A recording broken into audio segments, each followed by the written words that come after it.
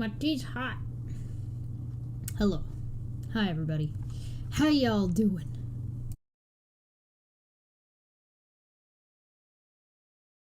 I'm gonna move my mic a little bit closer so I don't have to shout. How's everybody? I hope everybody's doing well. This is gonna be a fun day. This is gonna be a day of nonsense, and because the Trump impeachment is going on, but I'm not gonna talk about that yet. I'm looking at setting up something to talk about that next weekend. So if you have been able to take advantage of the crazy stock market nonsense that's been going on, I am happy for you. I'm glad, and I like to. It's nice to see people, even if it's not everybody, individuals succeed against. It's good to see an underdog story. But what we're looking at is Dan Price, and so you guys may or may not be familiar with him. He's a CEO who took a huge pay cut so that all of his employees, like the lowest level of employee, will be making at least $75,000 a year, and it was. He's written books about how great that was for his business. I do have this other image that I wanted to show you also. That yes, so he tweeted this recently, and I'm just gonna move it so you can see. Grocery chains grew profits by $18 billion in the pandemic so far. Almost all stopped hero pay after a month. 29,000 grocery store workers got COVID, and 74% of them aren't eligible for the vaccine yet. We're not treating them as essential, they're sacrificial. I think he makes a pretty good point. Don't mind, by the way, if you see me moving around. I don't know if you... I got laundry. Ignore the man behind the curtain. There's not going to be any advice in this stream also, because I know people are really worried for whatever reason that people are going to take what they're saying as advice, and I think, I guess to be fair, there is a lady who put Gorilla Glue in her hair, so I can kind of understand why people might be concerned that oh, well, people are going to take advice that isn't actually advice.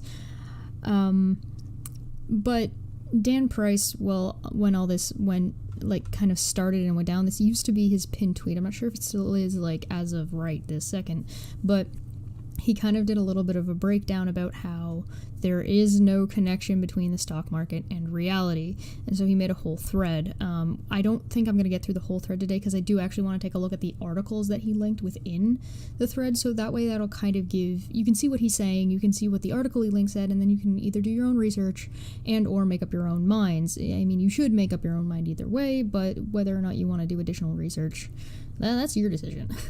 But this is at least what he presented. And this guy isn't some nobody. So,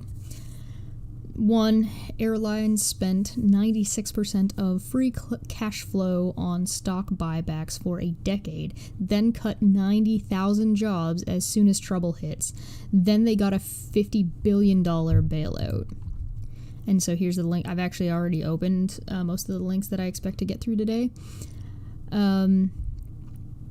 So here's Alaska at 32. So biggest U.S. airlines spend bulk of free cash flow on stock repurchases. So here's the share of free cash flow used for the buybacks between 2010 to 2019.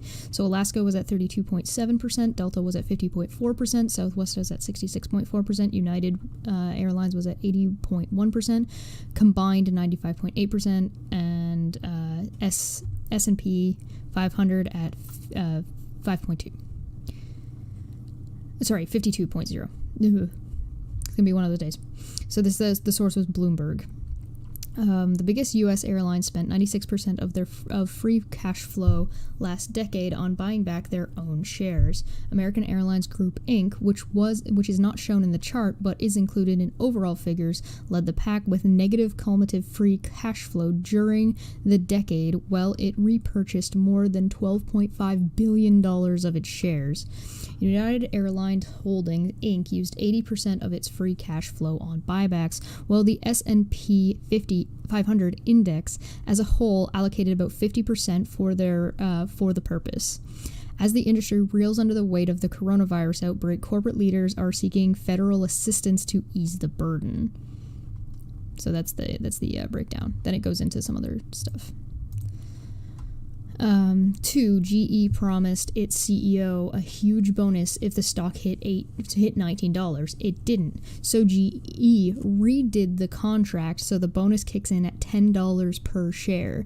The CEO cut 20% of aviation staff to increase profits and raise the stock to $10. His bonus was $47 million. If it goes up again, he gets $270 million.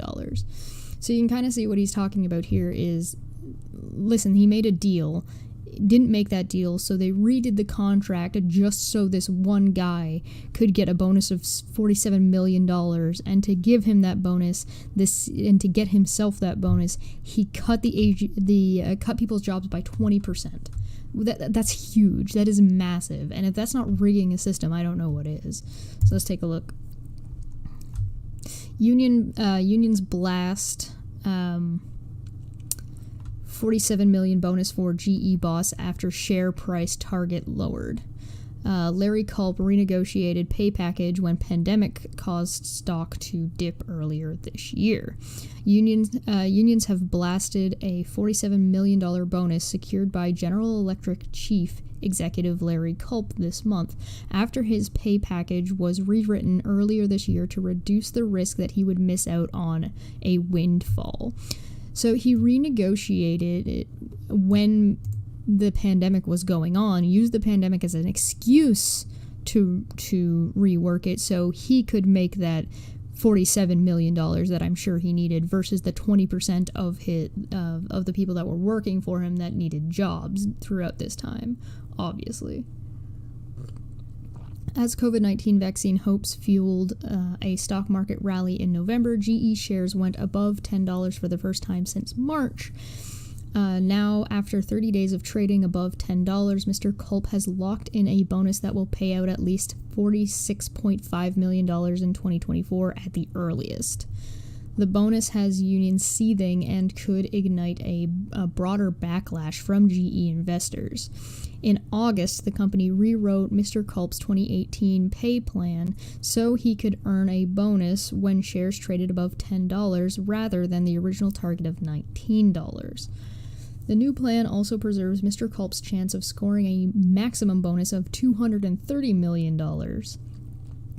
But now he only needs to drive GE shares above 16.68 to reap the full amount rather than 31, as his original 2018 plan intended.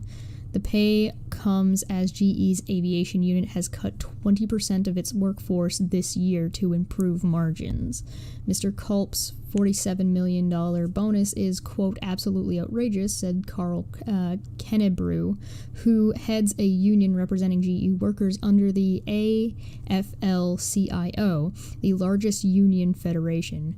Quote, how can GE justify this type of enormous bonus for its CEO while its workers, their families, and communities are suffering, Mr. Kennebrew said in a statement to the Financial Times. When GE hired the former chief representative of Danaher in 2018 to turn around the historic conglomerate's broad array of struggling businesses, Mr. Culp's pay was tied to his improving the share price, which has dramatically underperformed the market. Quote, it was a poor pay plan construction, said Michael Varner, director of executive compensation research at CTW Investment Group, which represents union-sponsored U.S. pension funds with more than $250 billion of assets under management. BN, I'm pretty sure, is billion. If Mr. Culp's original goals out of reach, if with Mr. Culp's original goals out of reach, quote, the company has to lower these goals, then what's the point? A lowering of the goalposts is definitely highly problematic, Mr. Varner said.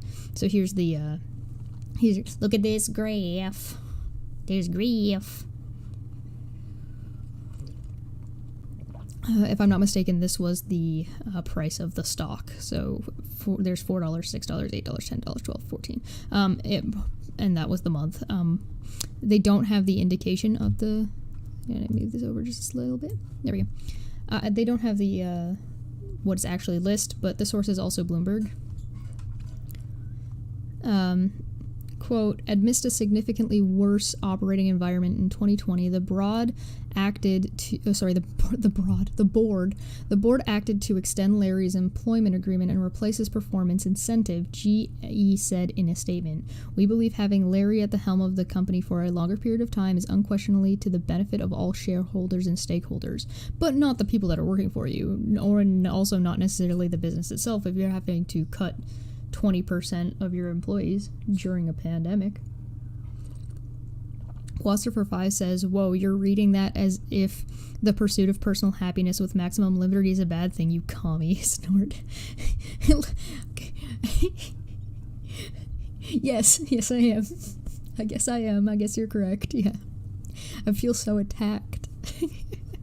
Mr. Culp made $24.6 million in 2019. Oh, please let me know if my audio is loud enough. I'm speaking kind of low today. I kind of blew my voice out last time, so I'm just trying to be a little chill about this. Mr. Culp made $24.6 million in 2019, his first full year as GE's chief executive.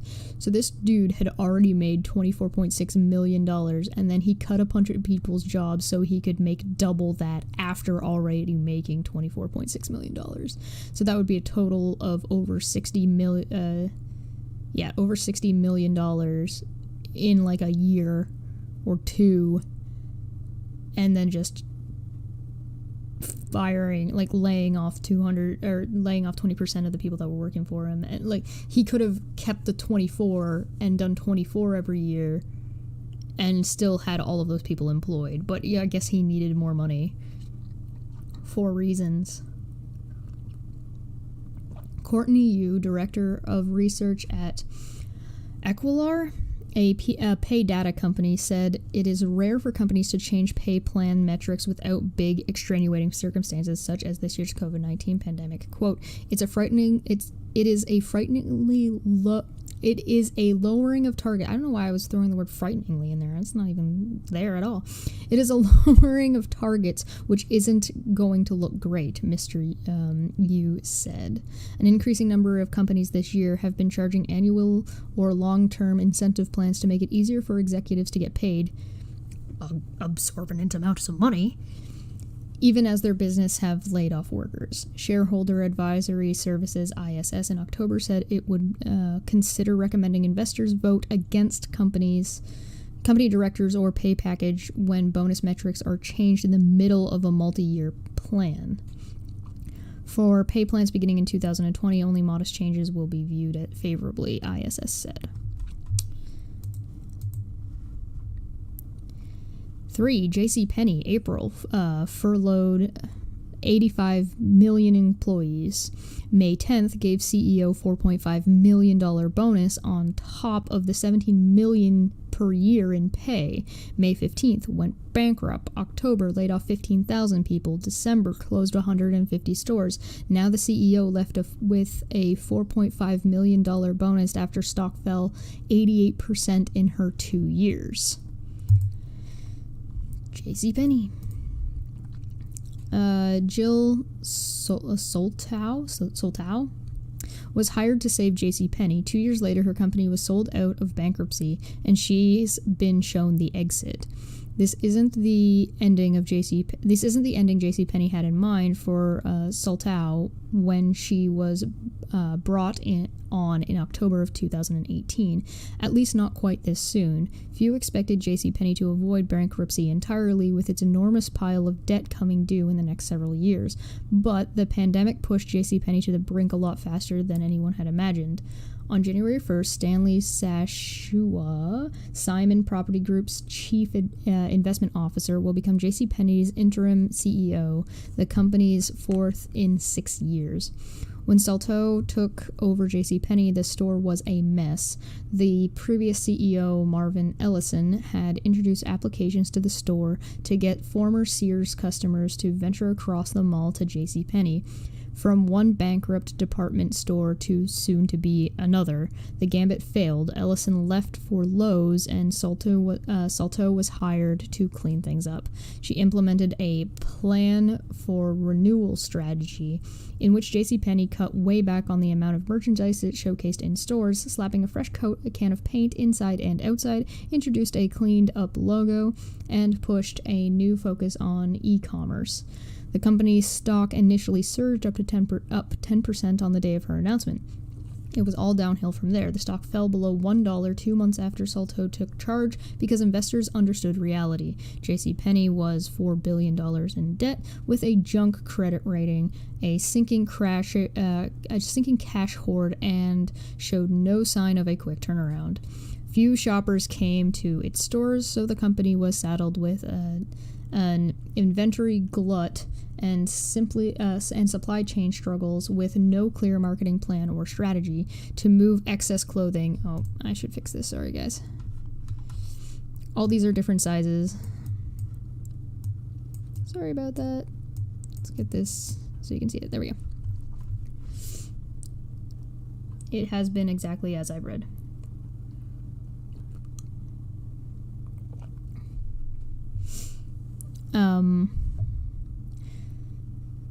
To move excess clothing, JCPenney was forced to offer steep discounts. Although Salto, the former CEO of Joan, a veteran retail leader, said her improvement plan had started to work, the company was simply out of time. COVID-19 threw the entire retail business into distress and is disseminated struggling retailers like JCPenney. In May, the storied department store chain filed for bankruptcy, having been brought to the brink by years of blunders. The company exited bankruptcy a month ago when mall owners Simon Property Group and Brookfield Asset Management, afraid of losing one of its biggest tenants, bought JCPenney. But its prospects remain grim. The company has been closing stores left and right and hasn't recorded annual profit since 2019. JCPenney's new owners said they would search for a new CEO who is focused on modern retail, the consumer experience, and the goal of creating a sustainable and enduring JCPenney. Apparently, they didn't believe that that was Jill Salto. So you notice like a kind of a bit of a problem is that her plan wasn't a lot of plans when you start using like extreme capitalism. It's not sustainable. Growing and growing and growing and growing forever is not a sustainable business strategy. So if you're going to try and bring something back, you need to figure out how to stabilize things where you are and then look at growing once you're stable. And then once you're stable, then look at growing. And then once you're stable, then you see what I'm saying?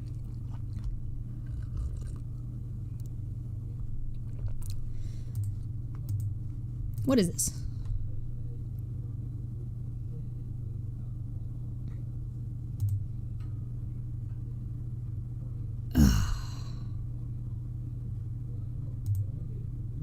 I hate stuff like that. Okay. So, Boeing.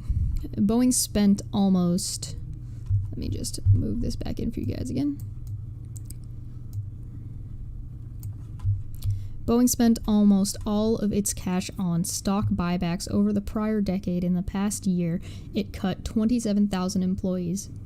It also fired its CEO over 2 deadly plane crashes to ensure cover-up and ensuing cover-up, and gave him a $81 million exit package. So the guy who was the CEO when there was that big Boeing crash got $81 million, which is bonkers. Boeing had to pay more than $2.5 billion to settle criminal conspiracy charges over the 737 MAX. The 737 MAX is... So, if you're taking a plane, be aware the 737 MAX has not entirely... If you book a flight and you find out that the 737 MAX is the plane that you're going to be flying on, you're allowed to decide not to be on that plane, and they have to honor that without taking your money, and they basically can't say no. They can't recharge you or anything like that. So for any of you who aren't aware, I definitely recommend looking a little bit more into this because it is fucked up. Boeing agreed to pay more than $5.2 billion to settle a criminal probe with the U.S. Justice Department, which accused the company of concealing information about its 737 MAX airplane that was involved in 2 crashes that claimed 346 lives, federal prosecutor as announced Thursday. The deferred prosecution agreement closes the DOJ's roughly 2-year probe and drops all charges after 3 years if there aren't additional violations. Prosecutors said Boeing knowingly and willfully conspired to defraud the United States by undermining the Federal Aviation Administration's ability to evaluate the safety of the plane. Boeing admitted that 2 of its 737 MAX flight technical pilots deceived the FAA about the capabilities of a flight control system on the planes, software that was later implicated in the 2 crashes, the Justice Department said. The $2.51 billion fine consists of a $234.6 million criminal penalty, a $500 million cash fund for crash victims' family members, and $1.77 billion for its for its airline customers. The company said it already accounted for the bulk of those costs in prior quarters and expects to take a $743.6 million charge in its 2020 fourth quarter earning to cover the rest. Quote, the tragic crashes of Lion Air Flight 610 and Ethiopian Airlines Flight 302 exposed fraudulent and deceptive conduct by... Go away.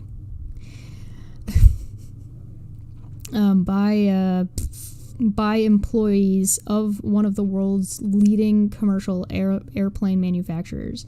Acting Assistant Attorney General David P. Burns of the Justice Department's Criminal Division wrote in a release, quote, Boeing's employees chose the path of profit over candor by concealing material information from the FAA concerning the operation of its 737 MAX airplane and engaging in an effort to cover up their deception, end quote. The company admitted to the wrongdoing and waived its rights to a trial as part of the deal with the DOJ to settle the charges. The agreement also didn't implicate top executives there, saying the misconduct wasn't pervasive nor were senior managers involved.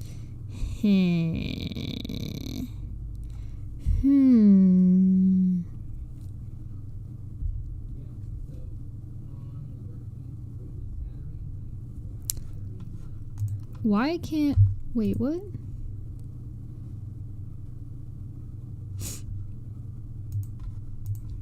Oh, up there. Yeah. He's in the Discord. I was talking about Smitty noticing Davian in one of the I think it's a D&D character. The substantial settlement, quote, this is a substantial settlement of a very serious matter, and I firmly believe that entering into this resolution is the right thing for us to do, a step that appropriately acknowledges how we fell short of our values and expectations, end quote, CEO Dave Calhoun said in a note to Boeing employees. The crashes plunged Boeing into its worst ever crises that cost Boeing about $20 billion. They sparked a worldwide grounding of its best-selling plane that lasted nearly 2 years, numerous investigations, and damaged the reputation of one of what was the world's biggest aircraft manufacturers.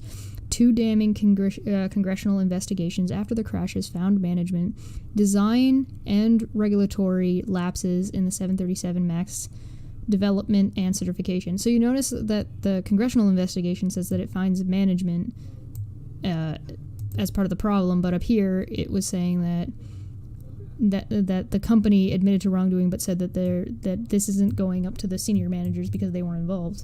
How the hell was your senior management not involved in the design of your aircraft? This led to new legislation passed last year to reform aircraft certification, giving more control over the process to the FAA. House Transportation and Infrastructure Committee Chairman Peter DeFazio, an Oregon Democrat whose committee led one of the reports and introduced the new certification law, slammed the settlement with the Justice Department. Quote, "This settlement amounts to a slap on the wrist and an insult to the victims of 346 victims who died as a result of corporate greed," he said in a statement. Quote, "Not only is the dollar amount the settlement of a mere fraction of Boeing's annual revenue, the settlement sidesteps any real accountability in terms of criminal charges."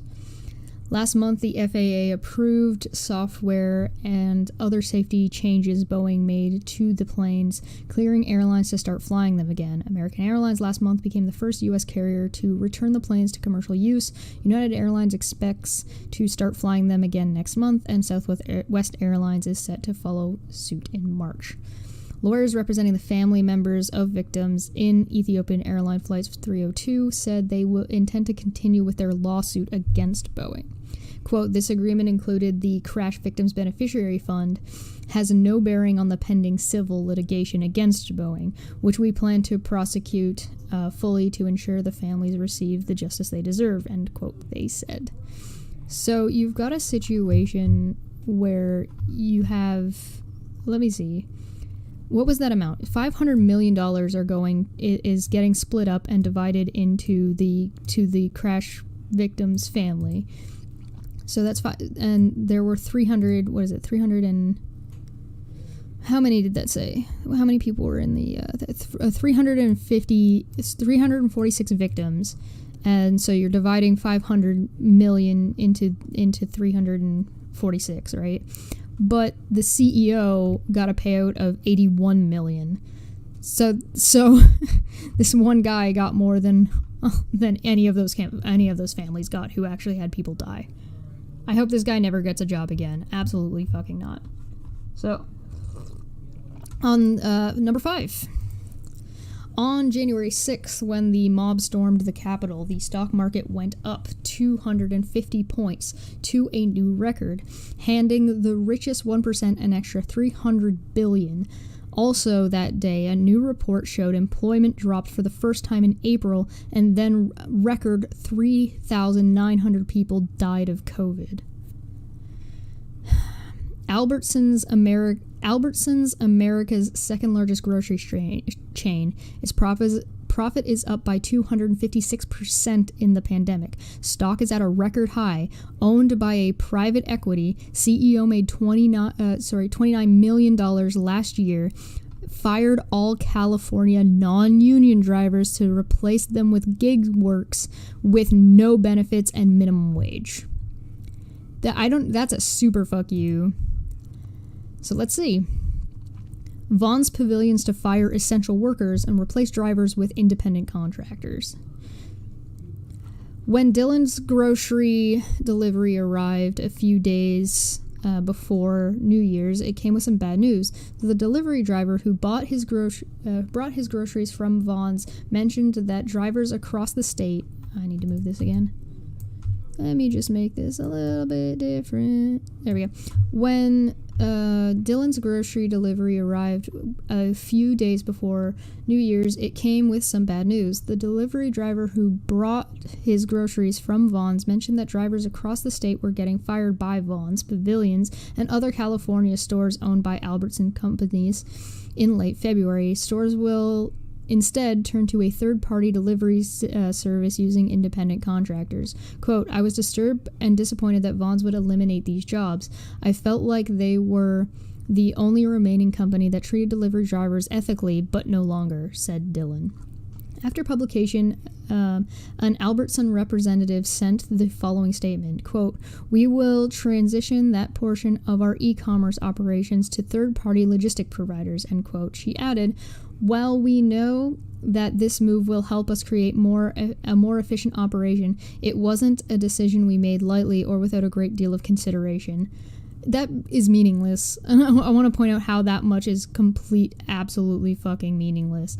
This just means, hey, we thought about it and we crunched the numbers and it's cheaper for us to hire. Notice how it specifies non-union. So like they had union workers doing these jobs and got rid of the union and were able to take people who are making this much and dump it down to minimum wage and be like, yeah, but we also don't have to deal with the union and we also don't have to pay you benefits because we're assholes. If they were moving over, I would have more of an understanding if they were making a move to automation, or they were making some kind of move that direction, because then you can train the drivers that you do have about the automation, and what you do is there's a shift in what that work is, rather than you're just rigging the system so that way you get to pay as little as possible while paying one individual as much as you possibly can. Drivers under the Albertson Company's umbrella are employees, while Ralph's Delivery is operated by Instacart and Target uses Shipt, a similar app. At Bay Area stores, drivers are unionized and will not be affected by the layoffs. For Southern California shoppers, this move leaves them without a grocery delivery option that treats drivers as employees. Unions are vowing to fight the change, says Jim Arbery, director of strategic campaigns at UCFW5. Quote, the only drivers that keep their jobs were ununionized drivers in the Bay Area. All the other drivers in California were laid off because they were non-union. We represent those drivers and they will keep their job. These layoffs are unsurprising after the passage of Proposition 22, which gutted workers' protection while making it easier for companies to shift financial burdens onto newly designated independent contractors. In a piece for Knock last year, Keith F. Erbel predicted this exact outcome in the opening paragraph.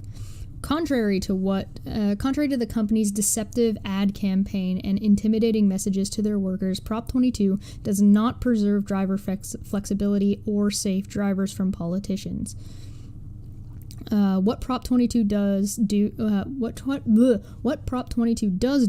is change current laws so that companies can shift their costs to the driver and diminish or remove drivers' rights protections and benefits. Prop 22 will also block drivers' ability to organize so they can't collectively bargain a contract. In addition, this proposition will block local governments from writing or enforcing protections for drivers. The only surprise is the speed at which Albertson reversed course on its commitment to workers. The move comes after nearly a year of celebrating grocery store workers for feeding communities. Earlier this year, Albertson Company's president and CEO, Vivek Sankaran, so the company was taking care of our team.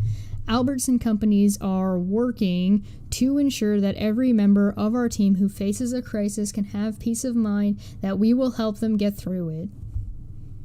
Sure. Albertson was happy to reap public goodwill during the pandemic, but once Prop 22 gave the company the option of replacing workers with low-paid contractors, they jumped at the opportunity. Employees received notice during the holidays that their employment would end 1 month into the new year. What a bunch of dicks! Res for 500, my goodness. Don't mind me, just an Australian laughing all the way to the bank, earning $30 an hour working at McDonald's. I know, right? But there's this nonsense idea that, if you pay employees $15 an hour, Big Macs are gonna cost, way, way more. And it's like, what do you mean? The cumulative amount spread out, it doesn't make any sense. It doesn't work. If you look at the largest the most expensive meal and what the change was when when minimum wage went up to $15 an hour in Canada, it's pennies. It's pennies. It's like, oh no, the burger's going to go up by $2 so we can pay all of our employees $5 more. Oh god. Maybe now the people who work here can afford to eat here. Good for Australia. That's what it should be. Early in the pandemic, Union members demanded hazard pay, additional medical leave, and employee protection during the pandemic. Yes, everybody should be given that. Anybody who is a frontline worker, including grocery stores, including nurses, including anybody who has to deal with the public, should be getting hazard pay, which should be at minimum double time and a half. And they should also be, if you're going to consider them essential, you should be paying them at least, depending on where you live, $18 an hour. They should be making at least livable wage, which is higher than 15. It should be 18, but moving on. In March, Safeway and Northern California grocery workers reached an agreement providing these additional benefits. Good.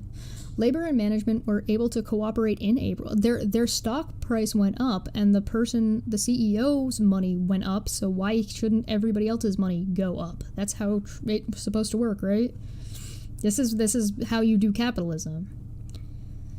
Labor and management were able to operate in April, requesting that grocery workers be designated as first responders. In April, joint statement, Sankaran and United Food and Commercial Workers International Union, UFCW, President Mark Perone wrote, "This joint action is an example of how all Americans must work together to protect everyone working on the front lines. This includes associates at our nation's grocery stores who are providing communities with the essential food and supplies needed to weather this public health crisis." Sounds good, doesn't it? Anybody who is pro-capitalism should be pro people being able to negotiate their wage. And when you start building, when people who have power start, or money start, or the government interferes in a way where it tips the scales that one person is no longer able to negotiate and takes away all their buying and negotiating power, that's not capitalism anymore. Negotiations in October turned contentious as members of the Teamsters issued a notice of potential strike due to rising healthcare costs. Lou Villavazzo, who chairs the bargaining effort, told the Orange County Register that, quote, employers have been bargaining in bad faith. Employers have been bargaining in bad faith. We've had over 18 bargaining sessions with them, and we provided our economic proposal, but no response. Organized labor made the difference for drivers in the Bay Area who will remain as employees for now. But without the power of a union, Southern California drivers lack an organizational structure through which to fight back. Many, myself included, turned to Vaughn's and Albertson Stories for their groceries, knowing that drivers were employed with benefits. Unionized drivers offered a clear alternative to the hellscape of gig economy apps like Instacart. In a March 2020 statement, Sankaran said, "These times are unprecedented in the grocery industry." Fuck you. Super fuck you. A simple thank you doesn't seem quite enough. He was right. Delivery drivers deserve health care, job protections, and fair wages. Workers won those fights this year because they fought as a union. With DoorDash taking over in February, that united front will be gone. You can contact Albertson Companies and let them know what you think over this move. Do you live in the California area? Do you want to tell these guys to go fuck themselves? Editor's note, after publication, Albertson responded to Knox's request for comment. This piece has been edited to clarify that union drivers will not be laid off and that workers facing layoffs in South California are non-union, as well as included statements from both Albertson and UCFW5. The scheduled date of the layoffs was also corrected. Oh, this is a big oof. So, second largest grocery chain, profits were up by 256% during the pandemic. So their response was, let's get rid of all these people that we actually have to pay benefits to. And the CEO made $29 million. The stock market for the 500 biggest companies ended up ended the year up 15%, among the biggest gains. Also, in that span, those companies laid off a record number of people, and wait times for food banks hit record highs. As part of the first stimulus in February, part of the first stimulus, the Fed pumped about $3 trillion into the stock market, which upheld its soar to record highs. At the same time, a record of 30% of small businesses failed and unemployment tripled. Since 2009, the stock market is up 233%, and since 2009, the federal minimum wage has gone up 0%. Coca-Cola this decade has spent $48 billion on dividends and over $20 billion on stock buybacks. In 2018, the CEO got a 58% pay increase. In 2019, the CEO got a 12% pay increase to $18.7 million. And in 2020, the company makes a $8.3 billion profit and it just laid off 12% of its workers. Shall we take a look?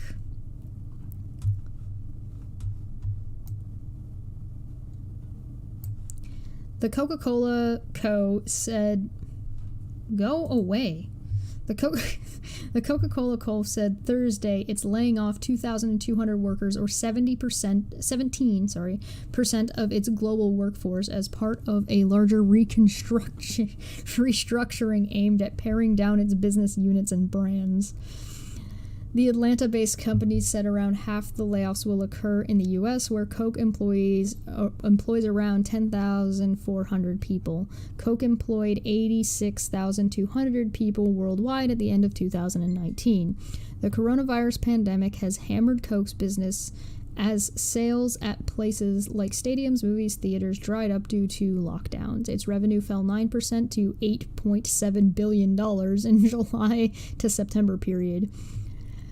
Oh no, that's such a big number.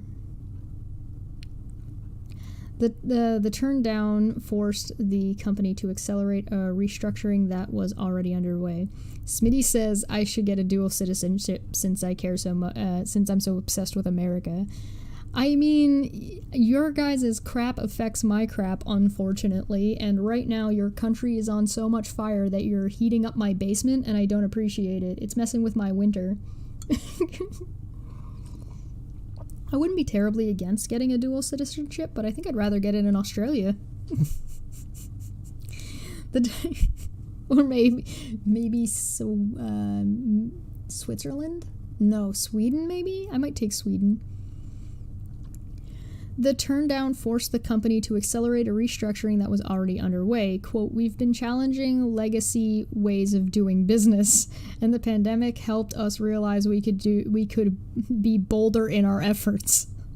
We were laying people off, and then we thought we had a convenient excuse to do it, so we took it so we could do it faster and save more money. That's how that is. That's what that actually says. Coke chairman and CEO James Quincy said during an earnings call in October. Coke is reducing its brands by half to 200. Oh no, they had 400 brands. Then why did they have 400 brands? It's just, I don't understand. This is something, so I've been to America, and one of the things that blew my mind was just how many goddamn cereals there were. It was ridiculous. And so it's just this, it's ridiculous. I understand having like lots of different kinds, like flavors of Coke. I mean, I did see that there was like a vanilla Sprite, and I'm like, that would be fantastic with vodka. And then I remembered I could just buy vanilla vodka and use that in regular Sprite. So I just Coke is reducing its brands by half to 200. It shed multiple slow selling brands this year, including Tab, Zitco, Coconut Water, Diet Coke, Feisty Cherry, and Odwalla juices. So, hey, we're making this stuff that isn't making us a whole lot of money and is costing us more, so we're getting rid of those, and so we're making more money, so I guess we can fire people. This shit makes no sense. The company said it would. This is the point is I'm just gonna keep reading. The company said it will use the savings to invest in growing brands like Minute Maid and Simply Juices, fund the launch of new products like Topo Chico, hard seltzers, Coca-Cola Energy, and AHA sparkling water. So it's not even like they don't have new products coming in that to be able to maintain their employment rate. Okay. Coke is also reducing its business segments from 17 to 9. It said the severance programs will cost between $350 million to $550 million, which, what did that say? Which is, like, how much? This guy's making $18.7 million as one guy, and this is getting split between however many employees, 17% of their employees. The company began offering voluntary buyouts to employees in August. Coke wouldn't disclose how many employees took those offers. Did they disclose what the offer was? The layoff won't impact Coke's bottlers, which are largely independent, including bottlers. The company employs more than 700,000 people worldwide. And that's 10. This is 10.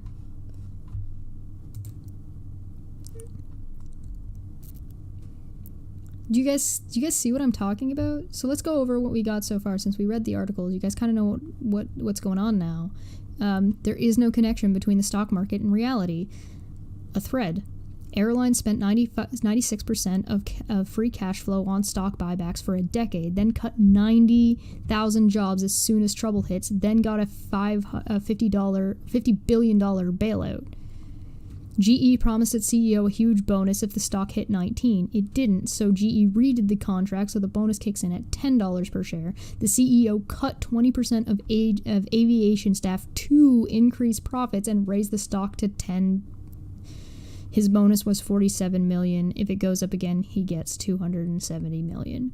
This guy's literally firing 20% of his staff so he can increase the profit, so then he can raise the stock so he can get a shitload of money himself.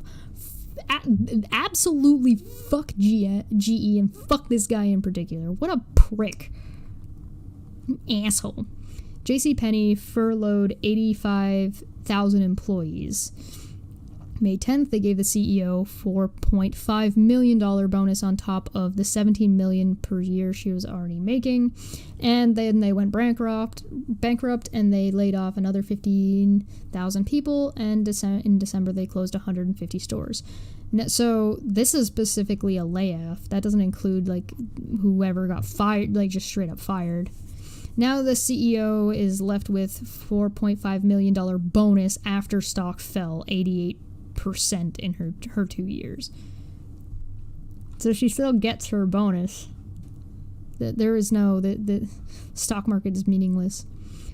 Boeing spent almost all of its cash on stock buybacks over the prior decade. In the past year, it cut 27,000 employees. It also fired its CEO for over two deadly plane crashes and ensuing cover-up, and they gave him an $81 million exit package. January 6th, when the mob stormed the Capitol, the stock market went up by 250 points to a new record, handing the richest 1% an extra $300 billion. Also, the next day, a new report showed employment had dropped for the first time since April, and then a recorded 3,900 people died of COVID. Albertsons, America's second largest grocery chain, profit up 256% in the pandemic. Stock at a record high, owned by private equity. CEO made $29 million last year and fired all California non-union drivers to replace them with gig workers with no benefits and minimum wage. Stock market for the 500 biggest companies ended the year up 15%, among the biggest gains ever. Also, in that span, those companies laid off record numbers of people, and wait times for food banks hit a record high. As part of the first stimulus, the Fed pumped about $3 trillion into the stock market, which helped it soar to record heights. At the same time, a record 30% of small businesses failed and unemployment tripled. Since 2009, the stock market is up 233%. Since 2009, the federal minimum wage has gone up 0%. Coca-Cola this decade has spent $48 billion on dividends and over $20 billion on stock buybacks. In 2018, the CEO got 58% pay increase. In 2019, the CEO got a 12% increase to $18.7 million. 2020, company makes $8.3 billion in profit and then also laid off 12% of their workers. They made $8.3 billion in profit. That's after expenses. This is profit. And then they laid off 12% of their workers. What the fuck? What the actual flying fuck is wrong with you? I wanted to show you guys this other one that I have that I saw today, where basically they did the math. Let me just open this. So somebody did the math here, and I'll just read the super chat. Kawasa for 5 said there's a reason why in the corporate world firing people is considered printing money. Yeah, it's bullshit. This is why companies like it when people will work and one guy will do the job of 7 people, and they'll get this person and have them burn them out and have them bust ass, and so they don't have to pay 7 people, and they usually try and get that person to pay that person as little as possible. And then they don't want anybody to talk about how much they make because that gives you negotiating power, so they make it quote-unquote against policy to talk to each other about how much money you make. It's bullshit. Okay. Jeff Bezos announces Amazon is donating $690,000 to help the country recover from the devastating bushfires, Business Insider. LOL, Metallica gave $750,000. So Metallica gave however much that is more, 140,000 or something? 140. So Metallica gave more money than Jeff Bezos did. And then somebody did the math. Bezos has donated about 0.00062727727% of his net worth, while Metallica has donated 0.09146344146% of their net worth.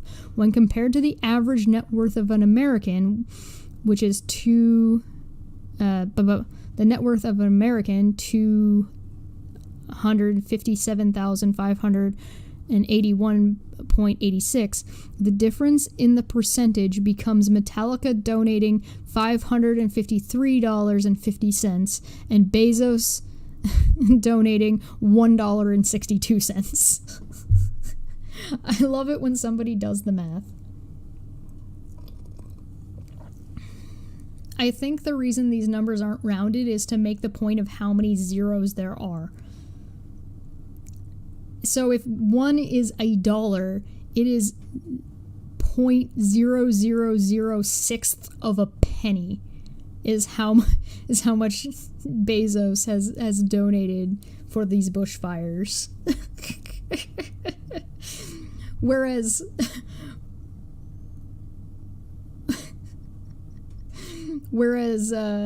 Metallica basically donated a penny, and Metallica is a group.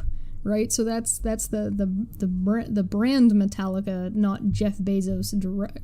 Well, no, he did say Amazon is donating, so that's.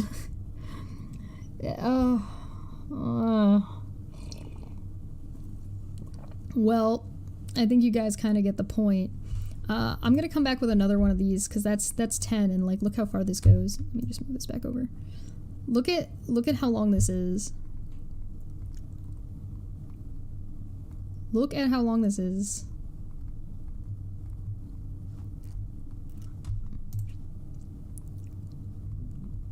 But I figure going over longer than an hour is just beating a dead horse.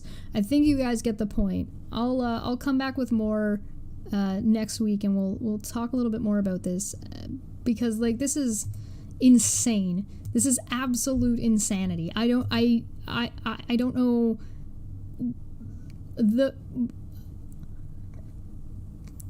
I think people aren't educated and don't know what is going on, and that's my opinion.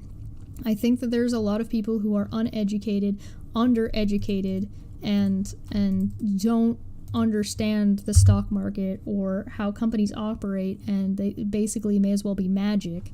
There's the link to this thread if you wanted to check it out in your own time. Here's the link to his Twitter also. Links are going to be in the, and then none of these places are paying like dick all for taxes, so you're not getting any benefit out of how much money they're making either. So like your government and your tax dollars are supporting these companies that are fucking you over, and it's like, it hurts my brain, it hurts my heart. Everything about this is awful. Awful everything. Awful fucking everything. I can only handle so much. We'll go and we'll look at more next week. I'm gonna cry. Maybe play a game to distract myself with how awful everything is. Links are in the description. There's also a link to my Amazon wish lists and to the Patreon, or become a member if you want to support. Thank you so much for the super chats, and to those of you who are members and who are Patreons already. There has been a lot of Patreon stuff going on, so if you're interested in that, the members also get the Patreon rewards, so a lot of that goes on to the Discord, so feel free to join there. If you've become a member recently and you don't have the link to the Discord, find a way to let me know. Leave a comment or something and I'll get that to you. I think that's everything for me. Yeah, if you want to buy Puck a present, you can do that. Go check out other channels with other nonsense going on. Catch me on Caffeine Corner. That last stream was a dumpster fire. The last Caffeine Corner. I think we're probably going to end up talking about it sometime, but we have a good one coming up next week also, and I think that one is going to be, next Monday is going to be far, far, far more productive, because we have Randolph coming on, and I think that I was so looking forward to that conversation, and it just was not the conversation I don't think any of us were having the conversation we thought we were having, and that's just bad times. Yeah, I gotta finish my laundry. The blanket's all over the floor here because Puck had a bath, and now he's hiding from me because, you know, he's happy that he's clean, but he's not happy that he had a bath, so I'm gonna go take a nap. Thank you so much, everybody, for the support. Like, subscribe, hit the bell, whatever. Share the video if you have family members that maybe are trying to get into the stock market, or family members that are getting screwed over by stuff like this, and recognize that you guys aren't by yourselves, and this is a big problem, and it seems to be countrywide. And I mean, it's not like Canada's much better, to be honest. So go check out the thread for yourselves, and I'll be back soon. I'll see you guys next time. Bye.